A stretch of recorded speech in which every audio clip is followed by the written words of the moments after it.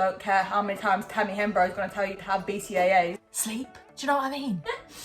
Hey!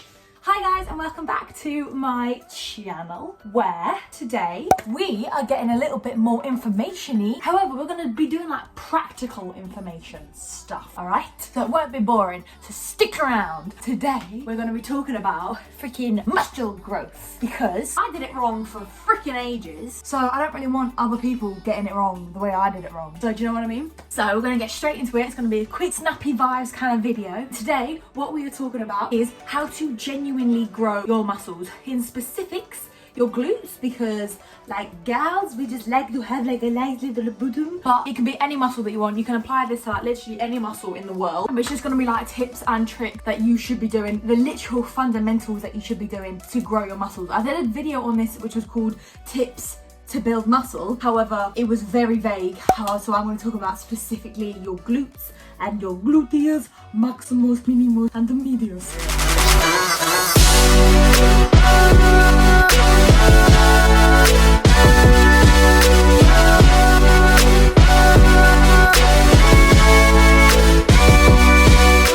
Stuff we're going to be talking about is stuff like resistance training, weight training, nutrition. Talk about stuff like supplements, like which ones you should be taking, which ones you shouldn't be taking, how much sleep is specific for having specific muscle growth, how much protein you should be having, and the best part are some of my favorite exercises in terms of growing your glutes. So the staples, what you should be doing and what you shouldn't be doing. Okay, hi. Number one.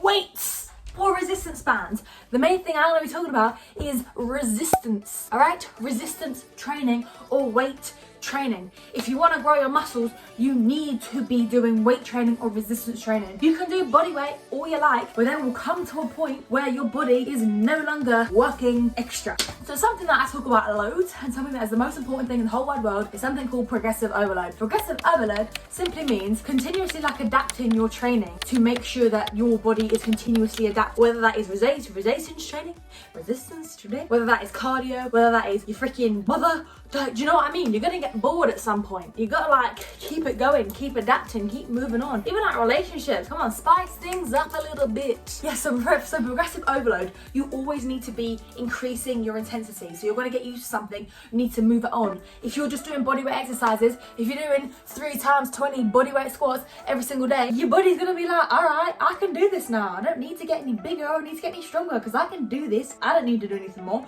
Now, you need to be getting some weights Whoa, a pigeon just nearly attacked my whole house. You need to be adapting that. So that can either be through increasing the weight.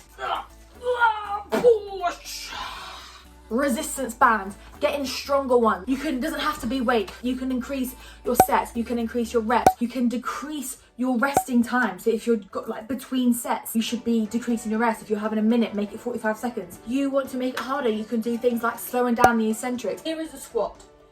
Down, up. Concentric, right?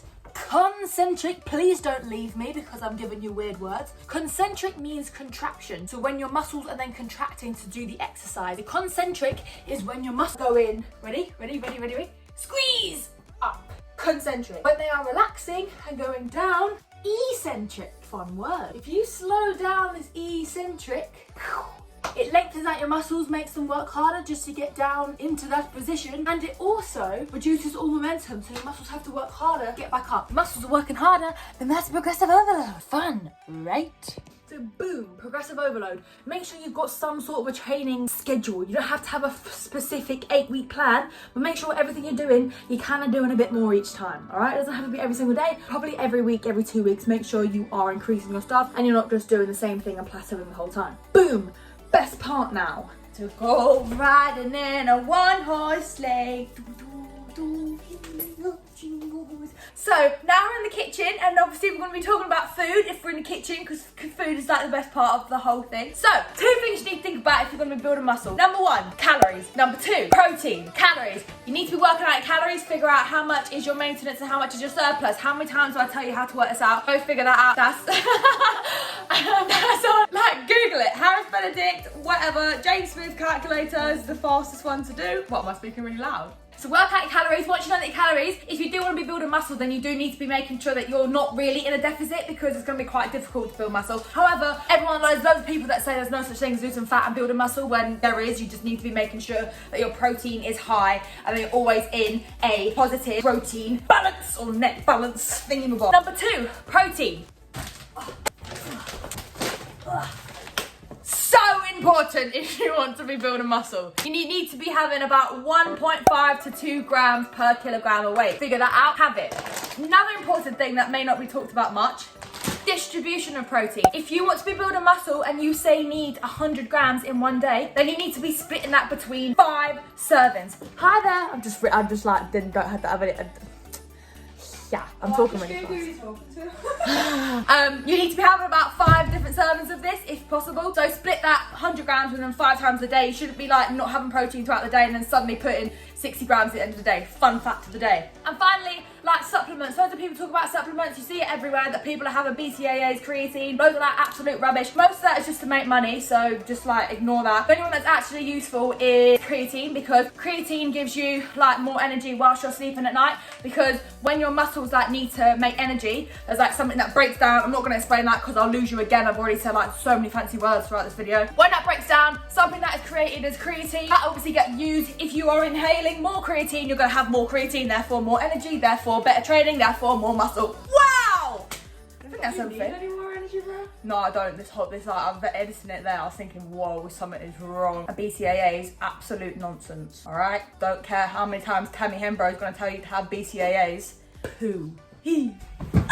Another great part, sleep. You need to be getting your sleep. You need to be resting. Your body needs to reset. When you sleep, your body gives off something called a GHG. I think it's a HGH. I think it's called a human growth hormone. That might be severely wrong. Do not quote me. But that sort of rings a bell. So I think it is that. Basically, your body needs to properly rest to build muscle. It's going through a lot of stress and you need that rest to make sure you build your muscle. As always, you need 7 to 9 hours rest. Make sure you're getting it and make sure that you are specifically doing it when you do your freaking leg days or your big days. Make sure you have your rest. Obviously not every single day in the world, because when we go out, we only get 3.4 hours of sleep. So make sure that you're resting averagely 7 to 9, especially our students. Like, there's actually no excuse to not get sleep, because I mean there is, because we go out a lot, but like we just don't do anything in the day. So like, sleep. Do you know what I mean? No excuses.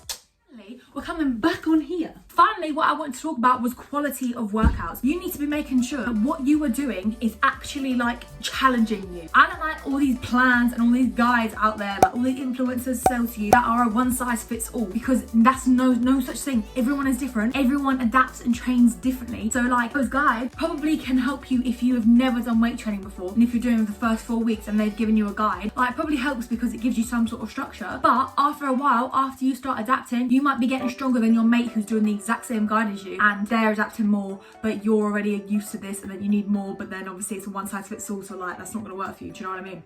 You need to make sure that you are doing a quality workout and not something that, okay, I did 6 exercises today, that is fine, or I've worked out 7 days a week this week. No, that's what I did wrong so many times. When I was doing stuff like leg days and stuff, I would go to the gym, I would do squats, deadlifts, hip thrusts, leg press, and freaking cable pull throughs. As long as I literally did those 5 exercises, I was able to say I did this and this, I was happy. No, what I should be doing is, if I left the gym thinking, wow, I did a PB on a deadlift, or wow, I really felt it really hurt on freaking this one, or like something like that. Also, soreness the next day, not a good sign. Don't be looking for soreness the next day. It just simply means your muscles, it's called DOMS, it's delayed onset muscle soreness. It means your muscles weren't used to that pain and then they're just a bit delayed and sore. It actually stops you from training again. It's not a good thing. A good thing is when you stop getting that soreness, because it means you're actually getting used to this. And obviously push yourself a little bit further. And yeah, what is that noise? Sometimes I don't know if there's squirrels in the roof or if that's like water like trickling somewhere. Weird.